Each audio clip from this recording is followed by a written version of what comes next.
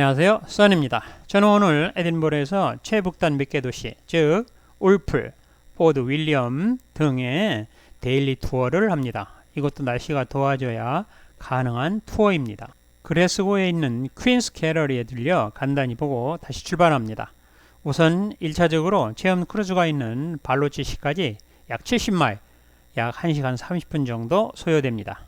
이제 수유니 크루즈 코페리 피어에 도착하여 출발 시간 전까지 자유시간이고 이것저것 체크할 사항을 체크합니다.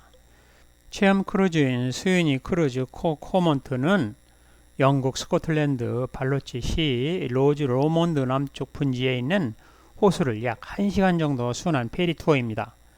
웅장한 벤 로먼트의 전망을 즐기고 해안선을 따라 로크 로먼드의 위험있는 저택과 성을 통과합니다. 로크 로먼즈는 33개 중 가장 큰 섬이자 14세기의 도망자인 로버트 더 브루스가 스코틀랜드의 왕이 되기 전에 피난했던 레녹스 성이 고대 유적지인 곳이 인치무림 섬으로 볼 수 있습니다.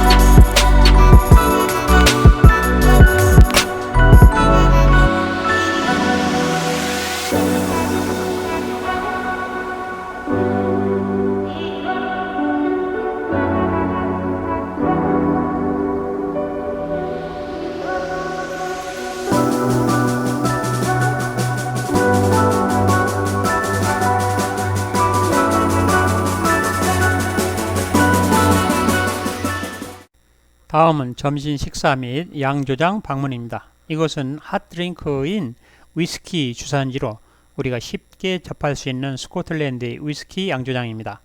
이곳에서 생산되는 위스키는 대부분의 한국과 중국에 수출을 한다고 합니다. 그리고 이곳 한 식당에서 점심을 제공하여 식사 후 다시 북쪽으로 있는 포트 윌리엄으로 이동할 예정입니다.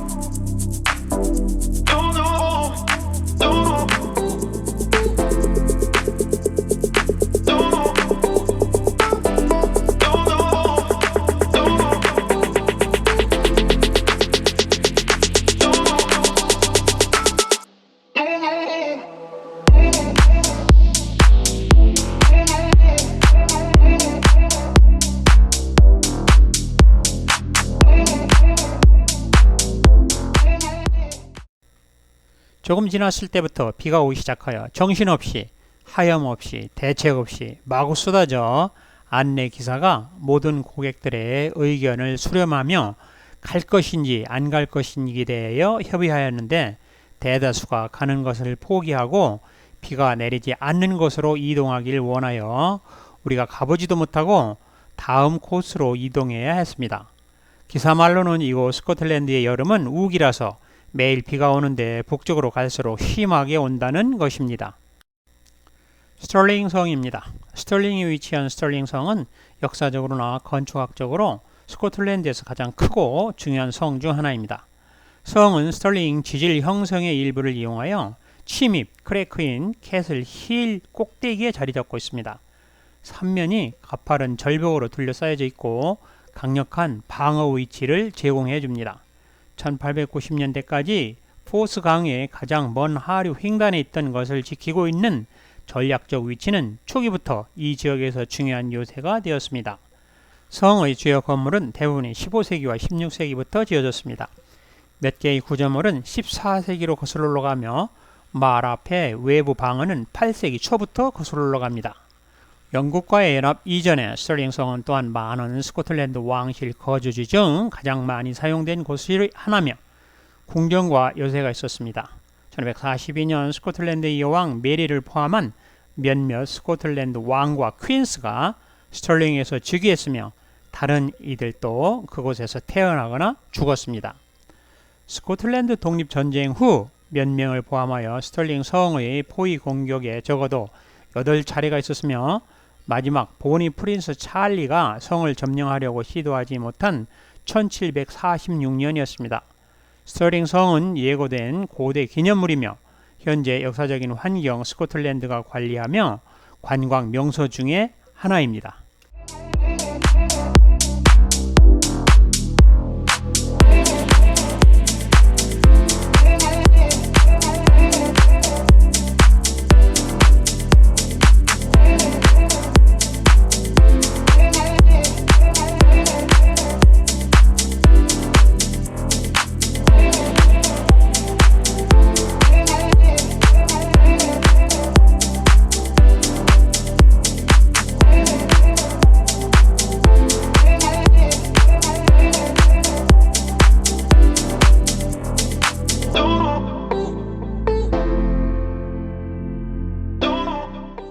성 옆에 있는 세메터리입니다.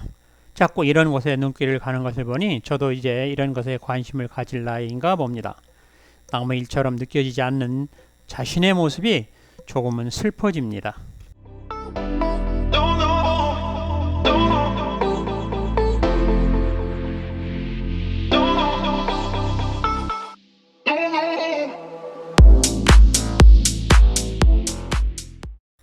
Well, thank you very much for watching my poor video. I'll repay you with a better one soon.